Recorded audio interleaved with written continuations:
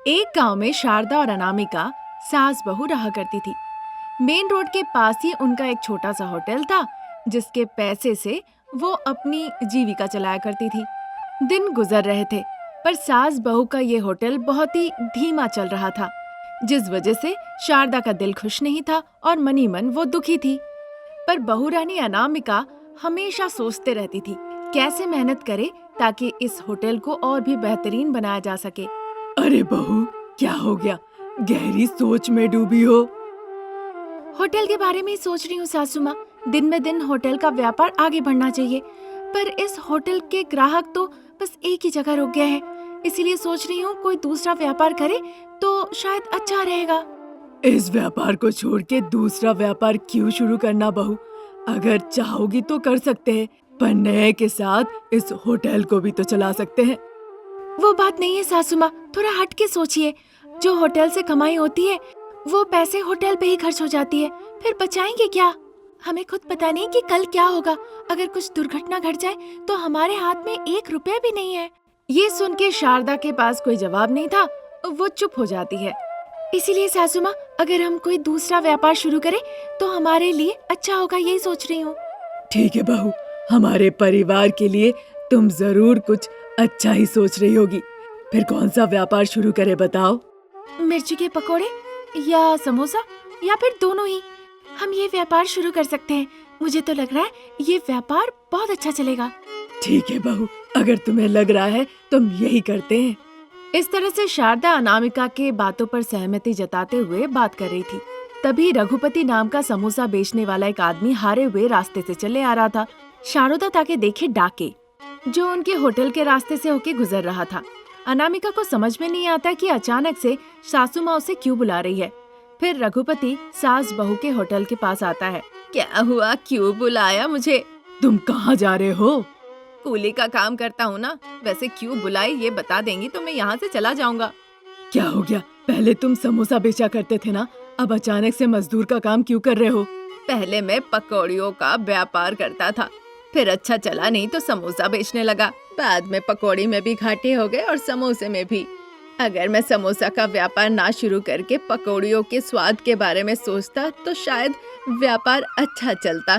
सब एक दूसरे से आगे बढ़ने के लिए भागे जा रहे हैं। ठीक है, अब मैं चलता हूँ। ऐसा कह के रघुपति वहाँ से चले जाते हैं। सासू माँ शारदा अनामिका को देखने लगती है। आप जिस तरह से देख रही है मैं समझ गई हूँ। अब मैंने क्या समझा, आपके मन में यही सवाल है ना? बिल्कुल सही बहू। उसमें क्या है, पुराना व्यापार मत करो, नया व्यापार को ही ठीक करो, है कि नहीं? हाँ बहू, तुमने बिल्कुल सही समझा।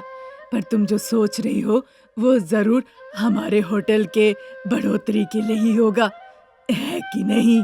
हाँ सासू माँ, पर आपने जो पकवाने के ऊपर ढक्कन लगा रखा है उसके बदले कपड़ा डाल दीजिए। ठीक है बहू, अभी कर देती हूँ। मैंने सोचा था हमारे व्यापार को मैं फेमस करूंगी, पर कुछ दिनों से देख रही हूँ कि हमारा व्यापार पूरी तरह से ठंडा हो गया है। माँ जी, व्यापार हमारे हाथ में नहीं होता है बहू रानी। कब ऊपर जाएगा कब नीचे गिरेगा, इस बारे में कहना बहुत मुश्किल है। बेहतर होगा हर परिस्थिति के लिए तैयार रहो। वैसे एक तरकीब दूंगी, वैसा ही करो तुम। कौन सी तरकीब माँ जी, जल्दी बताइए। खाना और नाश्ते का भाव कम कर देते हैं बहू। लोग ताकि समझ पाए एक बोर्ड भी लगा देंगे, फिर देखना ग्राहक कैसे हमारे दुकान आएंगे। इस तरह से सासू माँ अनामिका को तरकीब बताती है। अनामिका भी बहुत ध्यान से सुनती है। फिर अनामिका को भी लगता है कि सासू माँ की कही हुई बात बिल्कुल सही है। इसलिए अनामिका बोर्ड पर नया भाव लिखती है और उस बोर्ड को ले जाके अपने होटल के सामने लगा देती है। आइए बाबू आइए, आप सभी के लिए भाव घट गए हैं। गर्मा गर्म नाश्ता और खाना खा के जाइए, आइए। इस तरह से अनामिका बुलाने लगती है। ठीक उसी वक्त एक बुजुर्ग इंसान उसी रास्ते से जा रहे थे। अनामिका उन्हें बुलाती है। दादाजी आइए आइए, जो खाना है खा के जाइए, खाना बिल्कुल तैयार है, जो पसंद है वो खाइए। अब तो आपके लिए भाव भी कम हो गए हैं। घर पे भी वही खाना, तुम्हारे सास बहू के दुकान में भी वही खाना।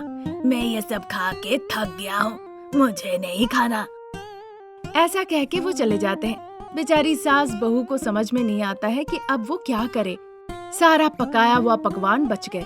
उनको लेके क्या करे ये सोच ही रही थी कि अचानक से अनामिका की नजर एक पुराने अखबार के डांस कंपटीशन के एडवर्टीजमेंट पे पड़ती है। उस अखबार को पढ़ के अनामिका के दिमाग में एक तरकीब सूझती है। इस डांस कॉन्टेस्ट में अगर हमने थाली कॉन्टेस्ट किया तो मैं देखना चाहती हूँ कि इस तरह की चीजें काम करता है भी कि नहीं। ये परिकल्पना वो अपनी सासू माँ को बताती है तो सासू माँ भी तैयार हो जाती है। उसके बाद अनामिका जाके आसपास के इलाके में थाली कॉन्टेस्ट के बारे में घोषणा करती है, जिस वजह से सभी लोग एक एक करके होटल पहुंचने लगते हैं। यहाँ हम थाली कॉन्टेस्ट करेंगे। हमारे पास 30 आइटम है। 30 मिनट के अंदर आपको खा लेना होगा। खा लेने पे आपको मिलेगा 5,000 के नगद पुरस्कार और अगर नहीं खा पाए तो आपको थाली के पैसे देने होंगे। अनामिका घोषणा करती है। कई लोग उस प्राइज मनी को जीतना चाहते थे, इसीलिए उस प्रतियोगिता में भाग भी लेते हैं, पर किसी ने भी पूरी थाली खा नहीं पाए, इसीलिए उन्हें थाली के पैसे देने पड़े और इस तरह से जितनी थालियां थी खत्म हो गई। ये परिकल्पना अच्छा काम कर गया। तब से वहाँ पे अक्सर थाली कॉन्टेस्ट होते रहा और वो अच्छे पैसे भी इकट्ठा कर लिए। जब ऐसा ही चल रहा था, वहाँ पे किशोर नाम का एक आदमी था जिसके पास पैसे नहीं थे, पर उसे बहुत भूख लगी थी। उसे कॉन्टेस्ट के बारे में पता चलता है। अगर मैं इस प्रतियोगिता में हार गया तो मेरे पास 1 रुपए भी नहीं है लौटाने के लिए, पर जो होगा देखा जाएगा। अगर मैं जीत गया तो 5,000 रुपए मिलेंगे और साथ ही साथ मेरी भूख भी मिट जाएगी। ऐसा सोच के वो थाली खाने के लिए इस कंपटीशन में जाता है। वो बहुत भूखा था, इसीलिए 30 आइटम वो 30 मिनटों में खा लेता है। देखते ही देखते बहुत जल्द वो सारा खाना खा लेता है, जिस वजह से शारदा और अनामिका सभी के प्रस्तुति में किशोर के हाथ में कैश प्राइज देती है। 5,000 नगद पुरस्कार पाके किशोर बहुत खुश होता है। किशोर के कैश प्राइज जीतने पे कई लोगों के मन में कॉन्फिडेंस आता है और वो कॉन्टेस्ट में पार्टिसिपेट करने आते हैं, जिससे सास बहू भी बहुत पैसे कमा लेती है। इस तरह सास बहू का ये थाली व्यापार रमारम चलता है। ये कहानी अगर आपको पसंद आई तो हमारे चैनल को जरूर सब्सक्राइब करें। Thank you for watching. आधी रात हो चुकी थी।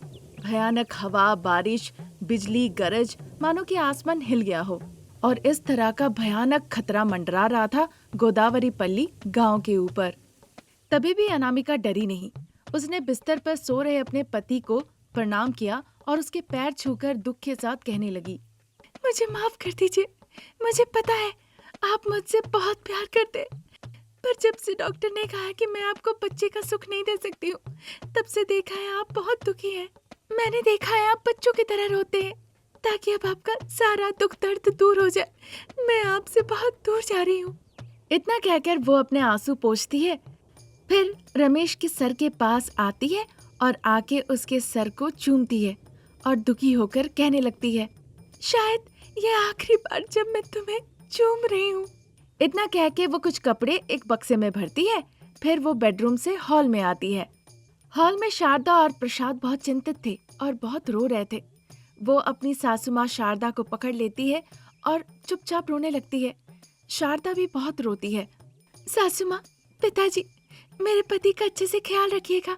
उनकी फिर से शादी करा दीजिएगा और पोता पोती के साथ आप लोग खेलिएगा। क्या तुम हमसे नाराज हो अनामिका? नहीं सासू माँ, मैं तो खुद से ही नाराज हूँ। खुद को देखकर मुझे खुद पर ही तरस आता है। देखो बहू, स्त्री का जन्म लेना वास्तविक अर्थ है कि माँ बनना और माँ कहलाना। पर सासू माँ, मैं इन शब्दों के लिए नहीं बनी हूँ। ना मैं माँ बन सकती हूँ, ना मैं माँ कहला सकती हूँ। और फिर जब आपने कहा कि किसी और के खून को आप वंश के रूप में नहीं मान सकते, तब मैंने ये घर छोड़ने का फैसला लिया। इस बक्से में क्या है बहू? कपड़े हैं सासू माँ। जरा खोल के दिखाना। अनामिका बिना कुछ कहे बक्सा खोल के शारदा को दिखा देती है। उसमें कपड़ों के सिवा कुछ भी नहीं था। माँ जी, जब मैं माँ ही नहीं बन सकती तो पैसे गहने लेकर मैं क्या करूँगी? आप ही बताइए ना माँ जी। शारदा कुछ जवाब नहीं देती है, अपना सर झुका लेती है। प्रसाद जाके दरवाजा खोल देते हैं। अब घर से विदा लेने से पहले अनामिका आखिरी बार के लिए पूजा रूम में जाती है। देवी लक्ष्मी के सामने अपना हाथ जोड़ के आंखों में आंसू लेकर वो कहती है, देवी माँ लक्ष्मी, ये शायद आखिरी बार है जब इस घर में आपको मैं प्रणाम कर रही हूँ। क्योंकि मैं माँ नहीं बन सकती, इसीलिए मेरे सास ससुर नहीं चाहते कि मैं यहाँ रहूँ। अब मैं जा रही हूँ, लेकिन आप मेरे पति का अपने बेटे की तरह ख्याल रखिएगा। इस तरह प्रणाम करके अपना पुराना बक्सा लेके उस घर से बाहर निकल आती है। जल्दी से उसके सास ससुर दरवाजा उसके मुंह पे ही लगा देते हैं। अनामिका के आंखों के आंसू बारिश के पानी में धुल गए। अपने हाथों में बक्सा उठा के बारिश के पानी में भीगते भीगते अनामिका ऑटो वाले रघु के घर पहुंचती है। वो दरवाजा खटखटाती है। घर के अंदर ऑटो ड्राइवर रघु बिस्तर पे सो रहा था। फिर अनामिका जोर से लात मारती है। जोरों की आवाज सुन के रघु हड़बड़ा के नींद से जगता है। वो जल्दी से घड़ी देखता है। तब रात के 2:30 बज रहे थे। बड़े चिड़चिड़ाते हुए वो उठ के आता है और दरवाजा खोल के देखता है। तभी बिजली चमकती है जोरों से और उस रोशनी में अनामिका दिखती है। बस रघु का पूरा नींद वहीं उड़ जाता है। वो परेशान हो जाता है। मालकिन, आप इस वक्त यहाँ क्यों आई है? रमेश बाबू को पता है कि आप बाहर निकली है? उन्होंने नहीं देखा? ऑटो से मुझे गांव के अंत में जाके छोड़ के फिर वापस आ जाना। ऐसे वक्त में आप वहाँ क्यों जाना चाहती है मालकिन? वहाँ तो एक मौत का कुआं है। कई लोगों ने वहाँ अपनी जान भी दी है। तुम ऑटो लेके चलोगे या फिर मैं पैदल चली जाऊं? रुकिए मैडम, मैं ऑटो की चाबियां लेकर आता हूँ। ऐसा कह के वो जल्दी से अंदर जाता है और अपने फोन से रमेश को फोन लगाता है। रमेश खुशी खुशी अपने बिस्तर पे आराम से सो रहा था। अब जब फोन बज उठा तो बहुत ही मशक्कत के साथ नींद में ही वो फोन उठाया। हेलो, ऐसे वक्त में कौन है? मालिक, मैं ऑटो ड्राइवर रघु। रघु, इस टाइम तुमने मुझे क्यों फोन किया? अनामिका मालकिन मेरे घर आई है। वो मुझे मौत के कुएं के पास लेके जाने को कह रही है। ये सुनकर वो जल्दी से बगल में देखता है। वहाँ अनामिका नहीं थी। वो जल्दी से अपना फोन लेता है और दौड़ के जाता है बाथरूम में देखने के लिए अनामिका को। अनामिका नहीं थी। वो जल्दी से हॉल में आता है। हॉल में भी अनामिका नहीं थी। फिर वो किचन में जाता है। वहाँ भी अनामिका नहीं थी। वो अपने माँ पिताजी को बुलाता है। वो भी कहते हैं कि उन्होंने उसे नहीं देखा। फिर वो समझ जाता है कि रघु ने जो कहा वो सच था। ठीक है रघु, उसे मत बताना कि तुमने मुझे बताया है। उसे मौत के कुएं के पास ले जाओ, मैं पीछे से आ रहा हूँ। ऐसा कह के फोन रख देता है। फिर गाड़ी की चाबियां लेकर वो उस गांव के मौत के कुएं के पास जाने लगता है। अनामिका ऑटो में बैठ जाती है।